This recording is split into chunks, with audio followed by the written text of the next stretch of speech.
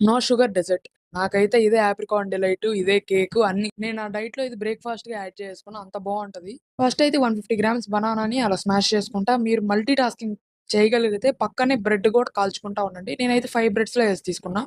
260 calories. బ banana ఒక 150 grams. అందులో కాస్త కాఫీ పొడేసా. ఒక ప్యాకెట్ రూ. 2 ఒక్కటేస్తే చాలు. అంతకు మించి ఏస్తే చేదైపోద్ది. కాఫీ పొడి బనానాలో ఏస్తే నాకు కొంచెం చాక్లేట్ టేస్ట్ వస్తది. కాబట్టి అది స్మాష్ చేసుకొని పేస్ట్‌లా చేసుకొని అలా మిక్స్ చేసుకున్నా.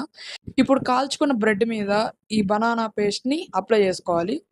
5 బ్రెడ్స్‌లో ఏసి కాబట్టి 5కి ఈక్వల్‌గా అంటే అన్నిటికి సరిపోయేలాగా మీరు అప్లై చేసుకోండి. ఫస్ట్ అయితే ఏందంటే నేను అలాంటి ట్రే లాగా ఒక పెద్ద బాక్స్ తీసుకున్నా. నేను అయితే ఇలా చేసుకుంటున్నా. తర్వాత అన్నీ అలా ఒక లేయర్ అమర్చి దాని మీద పేస్ట్ అంతా పూసి, దాని మీద మళ్ళీ మిల్క్ ఏసా. అది బాగా నానేదాకా ఆ మిల్క్ అంతా ఆ బ్రెడ్ మీద నానేదాకా ఫుల్‌గా సరిపోయేలాగా స్ప్రెడ్ చేశా మిల్క్‌ని. తర్వాత పైన ఇంకో లేయర్ ఏసా.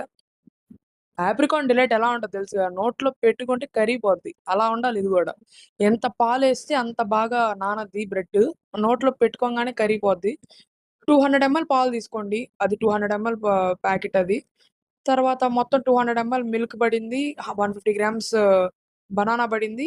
5 బ్రెడ్స్‌లో ఏసి. 5 బ్రెడ్స్‌లో ఏసి అంటే 100 గ్రామ్స్. తర్వాత దీని క్యాలరీస్, మాక్రోస్ అన్ని కింద మెన్షన్ చేస్తాను చూడండి. అంతే అయిపోయింది. ఇది సింపుల్. నాకు ఇది చేయడానికి జస్ట్ 10 మినిట్స్ పట్టద్దంతే. ఇది తీసుకెళ్ళి కాసేపు ఫ్రిడ్జ్‌లో పెట్టేసి ఇంక బయటకి తీస్తే కూల్‌గా బావుంటది.